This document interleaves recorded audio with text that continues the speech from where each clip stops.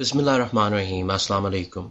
सामीन, आप सुन रहे हैं पाकिस्तान फर्स्ट डॉट कॉम का एक्सक्लूसिव इंटरव्यू जिसमें हम ज़ैद हामिद के साथ गुफ्तगू करेंगे और मैं हूं Ali Khan, the editor of Pakistan first dot com.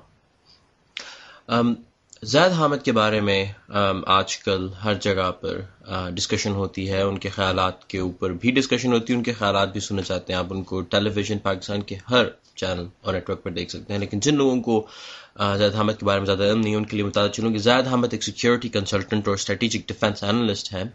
आप ब्रासटेक्स के फाउंडर भी हैं और मुसलमानों की 1400 साल बल्कि 1429 साल तारीख पर आपको काफ़ी अबूर हासिल है। आप पाकिस्तान के एक मायनाज स्कॉलर हैं और पाकिस्तान के तमाम टेलीविज़न नेटवर्क्स आपके ख़यालात से इस्तिफ़ादा हासिल करने के लिए आपको वक्तन फ़वक्तन दावत देते रहते हैं। सामीन, आज के इस एक्सक्लूसिव शो में, इस एक्सक्लूसिव डिस्कशन में, जो कि एक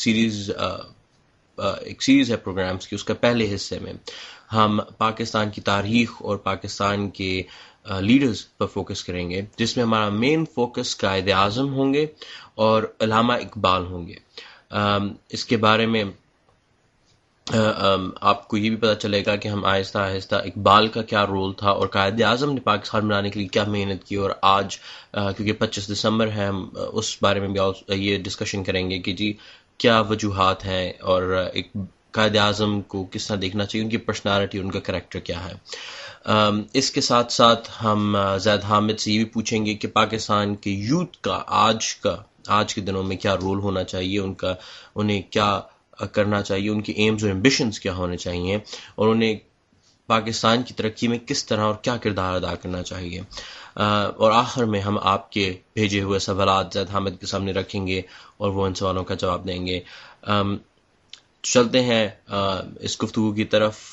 अस्सलाम वालेकुम ज़ैद। वालेकुम अस्सलाम अली, क्या हाल है आपका? खैरियत से हैं? अल्लाह का शुक्र, बिल्कुल जी ठीक ठाक, आपकी दुआएं हैं और आखिर आपको हमने पकड़ ही लिया। माशाअल्लाह। हम सवाल लेना चाहते Will be a pleasure to be with you. अच्छा ज़ैद भाई, सबसे पहले हम आपका आइडिया लेना चाहेंगे कायदे आज़म के बारे में। Let me phrase my question like this. लोग ये कहते थे कायदे आज़म के बारे में, और आज भी हम जहां पर पढ़ते हैं, इवन कि अगर आप कोई भी सोर्स उठा के देखें, वो ये कहते हैं कि अल्लामा इकबाल वाज अ पर्सन जिन्होंने कायदे आज़म को कन्विंस किया था ताकि वो वापस इंग्लैंड से वापस आए और आकर मुसलमानों के लिए इस मुमलिकत के ऊपर काम करें। मेरा सवाल आपसे ये है कि अल्लामा इकबाल, उनकी आइडियोलॉजी क्या कायदे आज़म ने उसी तरह समझी जिस तरह वो समझाना चाहते थे? क्योंकि बहुत से लोग ये भी कहते हैं कि जी कायदे आज़म पाकिस्तान नहीं बनाना चाहते थे, बल्कि ये एक काइंड ऑफ गलती है, उनसे गलती होगी, वो पाकिस्तान बनाना नहीं चाहते थे, इंडिया को डिवाइड नहीं करना चाहते थे। बहुत से लोग जो एंटी पाकिस्तान है वो इस किस्म की बात करते हैं। लेकिन आपने क्योंकि you are a historian research person, आपके पास मुसलमानों की 1400 सालों की तारीख पड़ी हुई है। How do you see this last 80 years of Muslim उम्मा और पाकिस्तान की creation? You call it a miracle, how? देखो अली, आपको इस सारे कॉन्टेक्स्ट को समझने के लिए खिलाफत उस्मानिया के जवाल को देखना पड़ेगा। हम कायदे आज़म पर बाद में आएंगे, पहले हम उस थोड़े से हिस्टोरिकल कॉन्टेक्स्ट में उस जियोपॉलिटिकल एनवायरनमेंट को समझ लीजिए कि जिसमें अल्लामा इकबाल और कायदे आज़म पैदा हुए थे। देखिए, 1924 में खिलाफत उस्मानिया तबाह हो जाती है। उससे पहले इंडिया अंग्रेजों के कब्जे में 1857 की वॉर के बाद चला जाता है। पूरी मुसलमान दुनिया में इससे ज्यादा तारीख दौर हमारी 1400 साल की तारीख में नहीं आया था कि सिवाय मक्का और मदीना के और थोड़े से अफगानिस्तान के पूरी मुस्लिम दुनिया कॉलोनाइज हो चुकी थी। आप इस बात का मतलब समझते हैं क्या? यानी एक वक्त में जो खिलाफत उस्मानिया जो आर्मीनिया और रशिया से लेकर वेस्ट अफ्रीका तक फैली हुई थी, उसको तोड़कर 40-50 मुसलमान ममालिक निकाले जा रहे थे। खिलाफत तोड़ती गई थी। फलस्तीन में इसराइल का कयाम वजूद में था।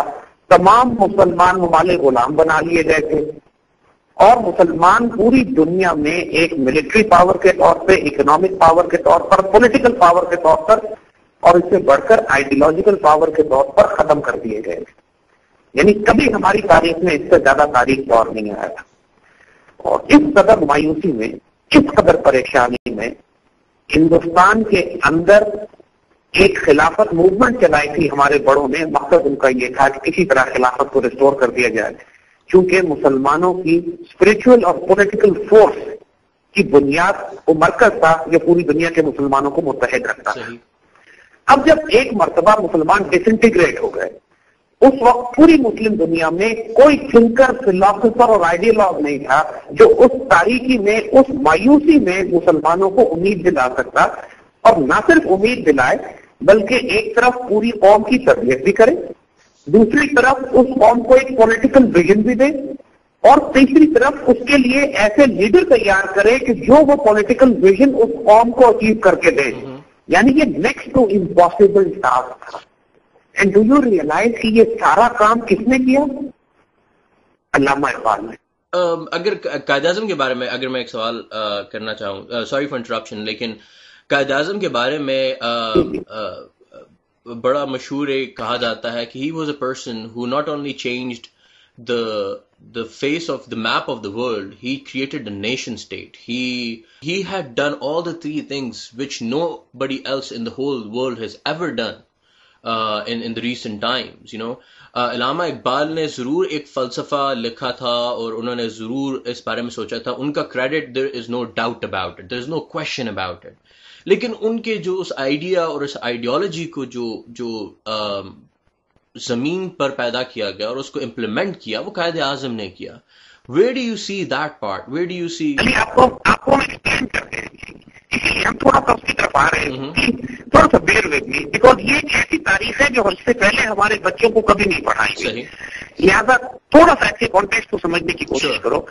قائد اعظم ایک بریلینٹ لائر تھے، ایک اپ رائٹ، ڈگنیفائڈ، آنریبل، غیرت مند، دلیر انسان تھے، اس میں کوئی شبہ نہیں. مگر بہت عرصے تک آپ کو یاد ہوگا کہ وہ انڈین نیشنل کانگریس کے ممبر رہے، یعنی he was an Indian nationalist. بالکل.